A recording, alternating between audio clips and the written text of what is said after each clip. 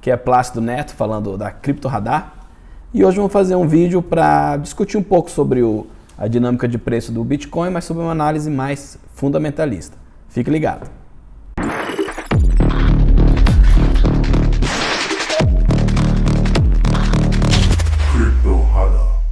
Fala pessoal.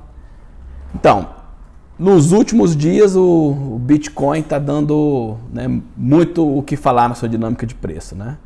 Tendo umas valorizações expressivas, né, e animando todos os investidores em criptativos, né, de que finalmente podemos estar vendo uma finalização desse período aí de bear market que está em torno de 480 dias, né, que é o maior período de baixa contínua, né, no toda a história do Bitcoin, né? Vocês podem ver aqui no gráfico, né, que seguindo essa alta aqui histórica, né, do nosso ATH em 2017, em torno dos 20 mil dólares, a gente teve toda essa desvalorização até a região dos 3 mil, né, que segurou durante muito tempo aqui os 6 mil dólares, né, que é essa linha verde, né, e finalmente por volta de novembro, né, de 2018, a gente perdeu esse suporte em torno dos 6 mil, né, e chegamos até a mínima aqui dos 3.200 mais ou menos dólares, né. E aqui, a partir daqui, né, já tivemos uma leve recuperação do Bitcoin, mas que realmente não dá para confirmar que ele vai seguir essa tendência, né. Mas vamos olhar um pouquinho de como que a gente entende que está essa dinâmica aqui. Mas sobre uma análise mais fundamentalista. Porque a gente não pode só se ligar no preço quando a gente está fazendo uma análise de como é que está a saúde do Bitcoin, da rede do Bitcoin e tudo que ele representa, né? Porque a gente viu que em todo esse período do bear market, né, a gente não teve uma diminuição do nível de desenvolvimento, né, de aplicativos e de soluções geradas dentro do mercado, né? Cada vez mais tivemos novidades em relação a isso, né? Com o lançamento de vários produtos e serviços voltados para o investimento profissional, né, que isso é muito importante ser levado em consideração, já que toda essa mega valorização de 2017 ela foi feita praticamente sobre o mercado varejo, né? São as pessoas comuns investindo em Bitcoin sem saber muito bem o que está fazendo, que teve aquela valorização exponencial e a grande queda, né? Mas agora com o mercado mais consolidado, depois de 480 dias de baixa, ele se expurgou desse pessoal que não sabia muito bem o que estava fazendo, mas estava com medo de ficar de fora, né, da brincadeira e acabou perdendo dinheiro. E agora estão os investidores mais profissionais, né, e que têm um conhecimento maior sobre o que representa realmente toda essa revolução que os criptativos estão trazendo para o nosso sistema financeiro mundial, né. E nessa linha, várias empresas, né, como a Coinbase, como a Fidelity, né, como a própria Bolsa de Valores de Nova York, né, com a BACT, estão desenvolvendo produtos específicos voltados para esse mercado mais institucional, mais profissional, na preparação de que esses investidores profissionais vão entrar com força no mercado, né? E isso também pode ser uma das consequências, né, dessa alta, né, uma das causas, desculpa, dessa alta de preço que a gente está tendo nos últimos dias, né? Quando a gente analisa também o Bitcoin, eu gosto de ver alguns índices, indicadores que as pessoas não costumam olhar, né? Mas que nos dá uma boa sinalização de como é que está. Que hoje você pode ver que o Bitcoin está em torno de 5.262 dólares, né? Teve mais uma alta aqui, depois dessa alta expressiva aqui, quebrando de vez esse suporte, desculpa, essa resistência dos 5 mil dólares, né? E agora acabou virando suporte, né? Você vê que ele testou aqui já algumas vezes, né? Tem 1, 2, 3, 4 toques, né, nessa região dos 5 mil, se mostrando um suporte razoavelmente forte nos últimos dias, né? Mas então, como é que está o Bitcoin nos últimos dias? Você pode ver que as transações, elas têm, de uma maneira geral, sempre crescido, né? Teve uma queda aqui, né, nesse período aqui de março, mas agora com essa nova alta, novamente ela chegou e atingiu o ATH de transações, que foram 402.800 transações num único dia, né? O último ATH tinha sido 401, né? Então, para um ativo que ele acaba se medindo pelo efeito de rede, né, e como as pessoas usam, as transações elas são muito importantes da gente observar, porque se a gente pegar esse período aqui, ó, que é uma máxima de 2018, a gente está falando de 259 mil transações por dia. E agora aqui já estamos em 400 mil transações por dia. O que mostra de maneira geral que o interesse pelas transações, o interesse na rede do Bitcoin não está caindo, pelo contrário, está subindo de uma maneira constante desde que iniciou, certo? Além disso, outra característica muito importante para se observar é o hash rate. O que é o hash rate? Para quem não sabe, né, a rede do Bitcoin ela é garantida por máquinas, né, que mineram os blocos, né, onde são postos as transações que o Bitcoin realiza. E esse poder computacional que está atrás do hash rate também é um indicativo da saúde da rede. Vocês podem observar que aqui, em 2018, eu tive um pico, né, de hash, só que se você pegar a alta de 2017, que não está nem aqui, mas você vê que já estava abaixo disso. Mas de uma maneira geral, apesar de ter tido uma pequena queda aqui, em 2018, ele está novamente se recuperando e está em níveis muito satisfatórios, né? Mostrando a força do poder computacional atrás do Bitcoin, que também, se tivesse algum problema mais grave, né, com toda a dinâmica de preço, ou com a rede, ou com a própria tecnologia, com certeza os mineradores não investiriam dinheiro na aquisição e manutenção de todo esse parque de computadores que dão suporte à rede. Você vê que ele está se mantendo de uma maneira muito satisfatória, né? Outro ponto a observar, porque esse é um ponto já um pouco mais negativo, mas que é importante a gente estar prestando atenção, é que sempre que a gente tem um aumento de volume de transações, que a gente viu no outro gráfico, a gente acaba, infelizmente, tendo um pico dos valores das transações. Você vê que ele está em segundo lugar, o número de fee paga, né, para os mineradores das transações. Ou seja, por exemplo, em 3 de abril, eu tive 154 bitcoins pagos aos mineradores só de fee de transação. Não é o Coinbase Transaction, né?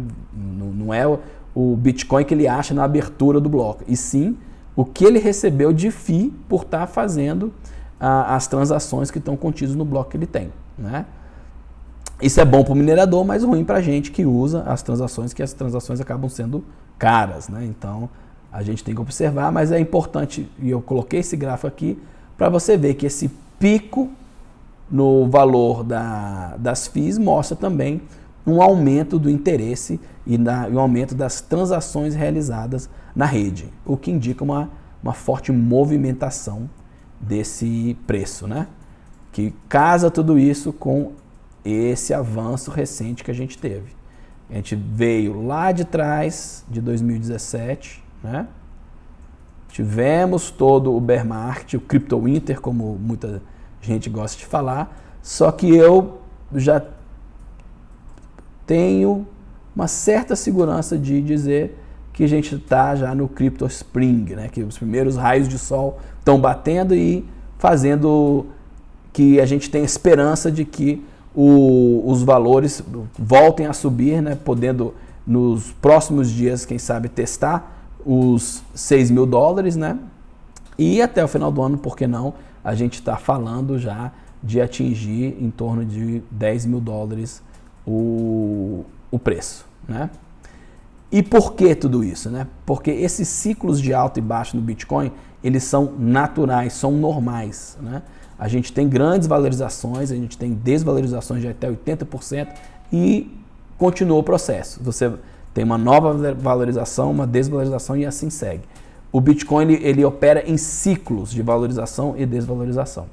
E agora a gente está chegando próximo de mais um halving do Bitcoin. Deixa eu abaixar aqui a câmera para a gente poder ter uma visualização.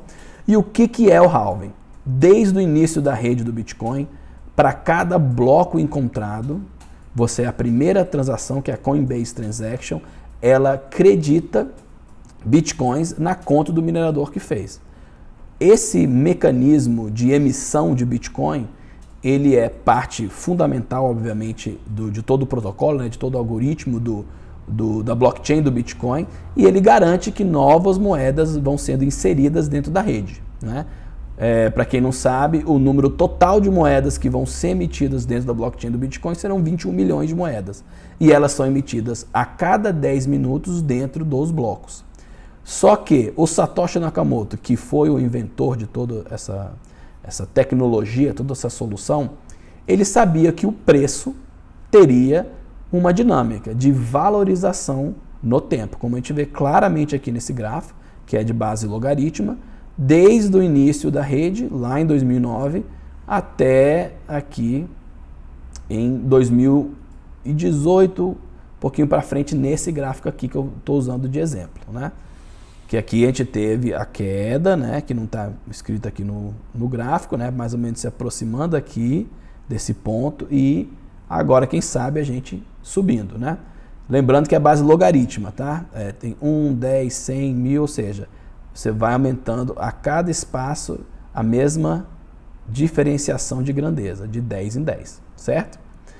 Então, com essa valorização do valor do Bitcoin no tempo, é natural que, para que a inflação não fosse descontrolada, né, se tivesse um mesmo valor financeiro inserido no tempo, o Satoshi ele incluiu os halvings. O que é isso? Halving vem de colocar pela metade, né?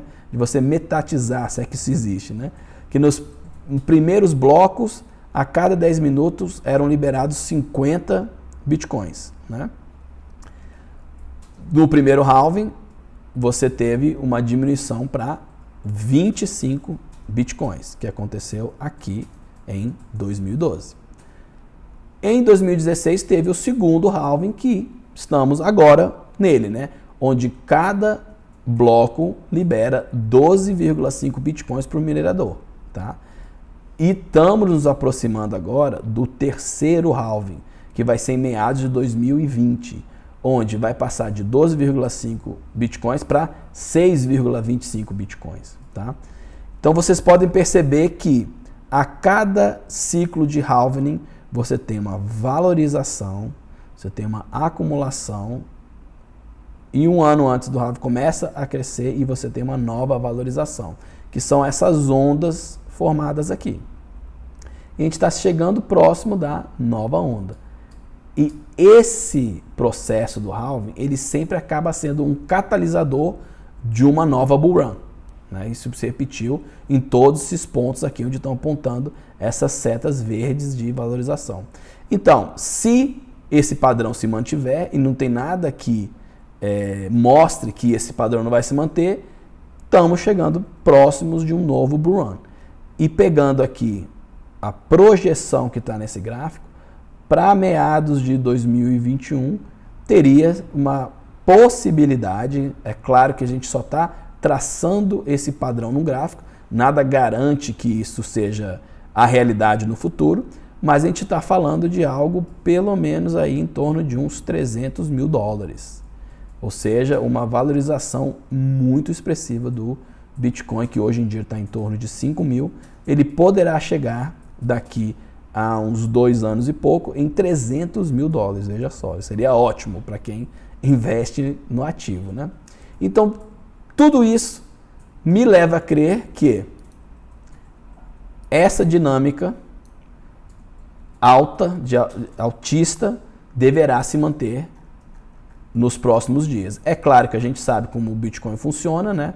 Você vai ter a subida e você vai ter a correção e você vai ter a nova subida, mas eu acredito que toda essa tendência baixista finalmente está chegando no seu fim e vamos começar a ter o início de uma bull run para poder casar com o período um ano anterior do halving, porque normalmente um ano antes do halving você começa a ter a reação e começa já a ter os investidores e principalmente os mineradores se movimentando para poder aproveitar essa diminuição pela metade na emissão dos bitcoins dentro da rede. O que faz com que, obviamente, a emissão diminua, então você tem uma diminuição da oferta disponível do ativo, o que naturalmente faz com que o valor aumente. Ok, gente? Então, na minha opinião, fazendo essa análise fundamentalista, eu acredito que a gente chegou ao fim do bear market. É óbvio que podem ter ainda alguns testes para baixo, mas eu acho difícil a gente voltar para essas regiões em torno de 3 mil dólares, né, que você vê que o volume está voltando e todas as nossas médias, inclusive, também estão operando num cenário mais positivo, né? Você pode observar que essa linha vermelha aqui, que é a MA200, né, que é um indicador muito utilizado, né, para o acompanhamento dos ativos.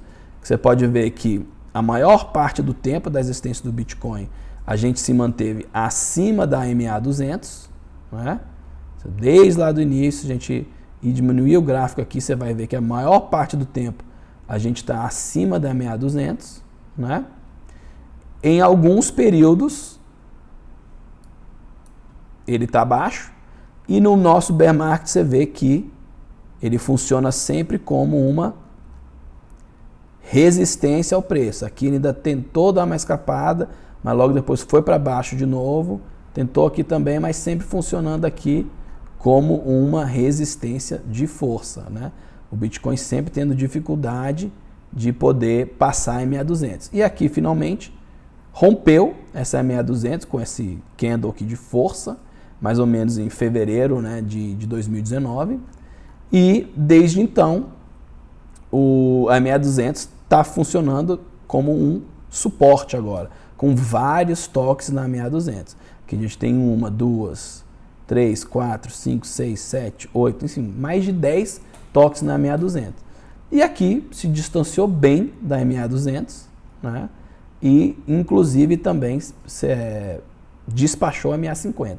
E aqui a gente está tendo um encontro, né, da MA50 com a MA200, que também será um sinal bullish, né, um sinal altista, quando essas médias móveis se encontrarem com a inclinação positiva, o que pode fazer com que, nesse momento, que pode ser até o fim do mês, mais ou menos, a gente possa ter um teste na camada superior aqui, nessa região dos 6 mil dólares, que serviu como um suporte durante muito tempo, né? Então pode ser que o preço venha aqui testar essa região e caso rompa, aí a gente vai buscar outras altas até podendo chegar no final do ano em torno de 10 mil dólares. Mas é isso, pessoal. Uma análise não tanto no preço, mas fazendo uma análise mais fundamentalista, mais geral, porque mesmo durante essa queda enorme no preço, durante esses 480 dias mais ou menos, a comunidade como um todo não parou. A gente tem várias soluções acontecendo, várias empresas, várias instituições de renome apostando muito no Bitcoin e nos criptativos, não só o Bitcoin, mas todos, né? Temos grandes projetos com muita promessa, né? Como o EOS, como o Cardano, né? Como o próprio Ethereum, né? Que é o segundo lugar. Tem tido agora um pouco de dúvida em relação a ele, mas ele é o segundo maior criptativo, sem dúvida um nome de peso, e todas elas nunca pararam as suas atividades, todas elas apresentando soluções novas. Então, diria que todo o nosso ecossistema de cripto está muito bem, obrigado, está muito saudável e promete muitas alegrias para a gente como investidor e também como cidadão, né? Que com certeza vão aparecer novos produtos, novos serviços e finalmente o crescimento da adoção vai acontecer. A gente teve notícias que dentro da BACT que é uma iniciativa da Bolsa de Valores de Nova York, através da sua empresa mãe, a ICE, de conseguir fazer com que a gente atinja muitas pessoas numa parceria inédita com a Starbucks, né? A gente já falou isso no site, mas é bom a gente citar isso como um forte indicativo fundamentalista, e que vai poder ser utilizado em todas as lojas da Starbucks, primeiramente nos Estados Unidos e Canadá, mas depois no resto do mundo. Você consegue, com sua carteira cripto, pagar um café. Obviamente não vai ser da carteira sua para a carteira da Starbucks, mas através de um serviço que vai estar dentro da plataforma da Bakkt, você vai conseguir converter os seus criptativos em dólar e assim pagar o seu café, o seu muffin ou o que você quiser consumir dentro de todas as lojas. Isso é incrível e mostra que a gente está no caminho certo, e eu estou muito otimista em relação a essa nova fase, e acredito que agora é a vez dos bulls. Então, fique ligado, acompanha as análises técnicas do Alexandre Lage, que ele está soltando vários vídeos. Hoje, quem sabe, vamos ter também um vídeo dele, mas a gente espera boas notícias nos próximos dias e vamos ficar ligado tanto no site como no CryptoTalk, como aqui agora no YouTube. Mais informações e mais novidades para vocês poderem estar sempre ligados e atentos a tudo que está acontecendo no universo cripto. É isso aí, por hoje é isso, pessoal, e até mais. Se não se inscreveu no canal, por favor, se inscreva, dê o seu joinha para a gente, que isso sempre é muito importante, e nos acompanhe. Até logo!